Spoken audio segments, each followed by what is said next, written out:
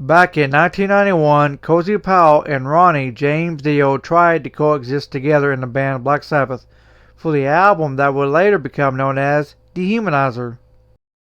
It's accepted that Cozy Powell was hurt in a horse riding accident, which was true, and that's why he was unable to continue that album. However, the true story is far more complex than just that.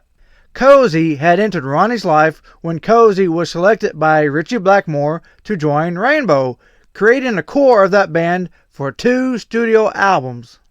Eventually, it would become Cozy and Ritchie. The split between Rainbow and Ronnie James Dio is, shall we say, a little uncivil. There has been differing opinions as to why Dio was no longer in the band.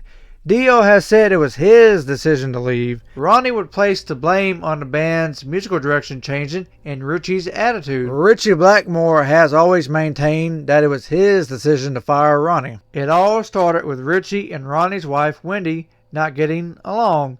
And of course, she was not only the wife, but his manager. Then there were complaints about Ritchie having to cover magazines instead of the entire band. It was no longer Ritchie Blackmore's Rainbow, it was just Rainbow, and that Ronnie and Ritchie were equal partners.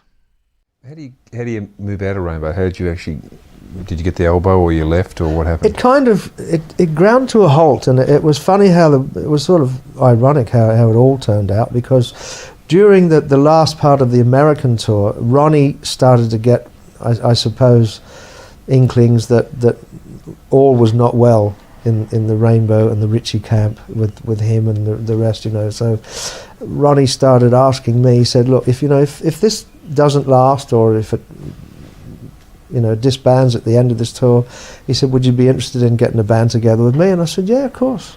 I said, if this folds, then yeah, I'd like to keep going with if you're going to do something.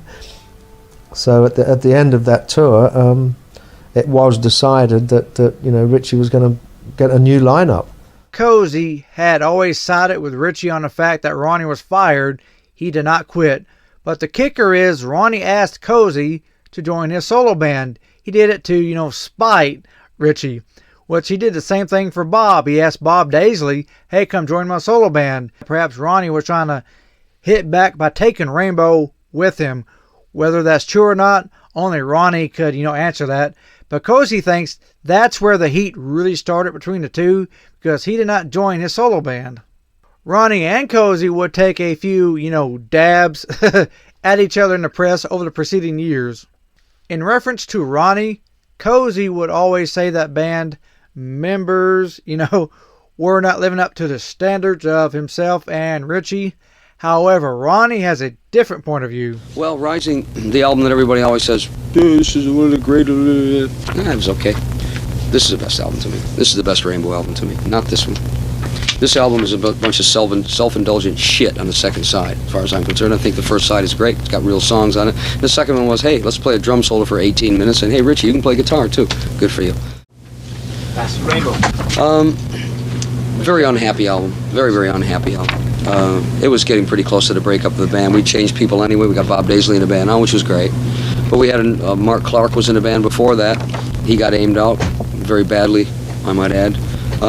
This was another chance for Ritchie to, kick people in the teeth, I guess. And how did you end up being Rainbow?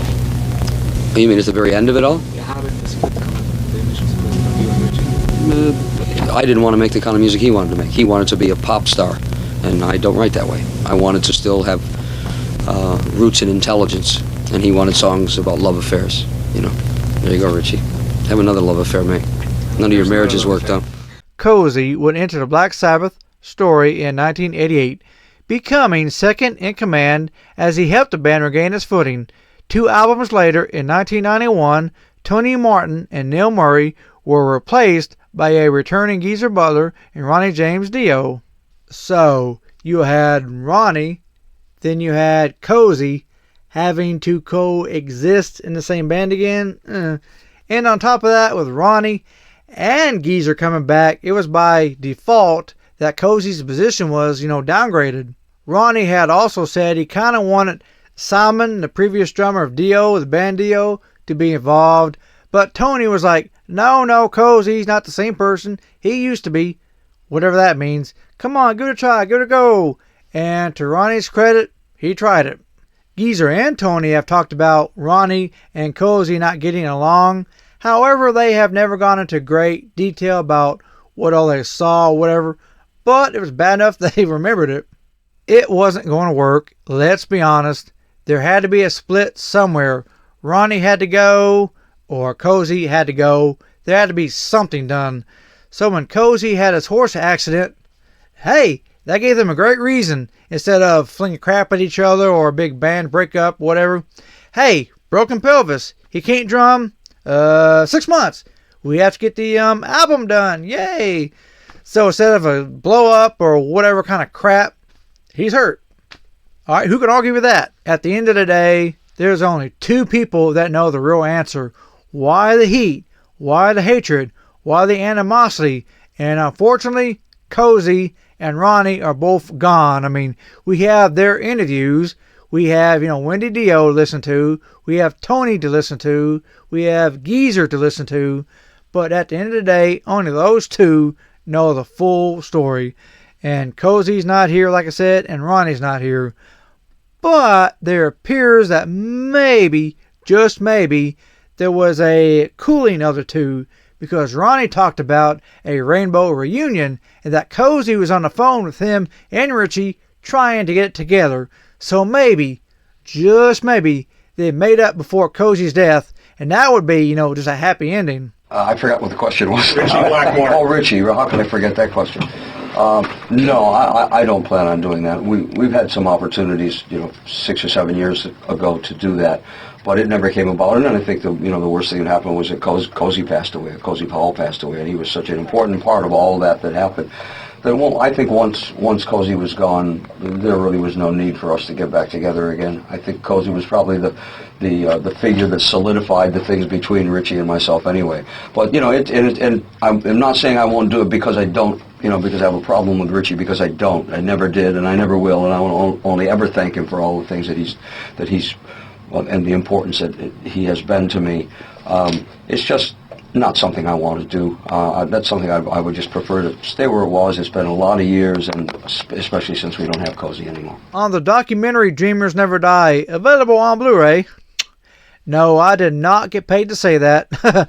Wendy set the record straight. Richie fired Ronnie. Okay, but Ronnie stood up for what he believed in, what he thought Rainbow should be, the thing that he and Richie, created. However, Richie wanted to go zoom this way. He did not want an equal partner like Ronnie. He wanted people to do what he wanted to do, which is fine. And Cozy was caught up in the middle. Like I said, the two of them are not here to fully flesh out the story, but we can go back to what all they said and kind of piece it together, somewhat.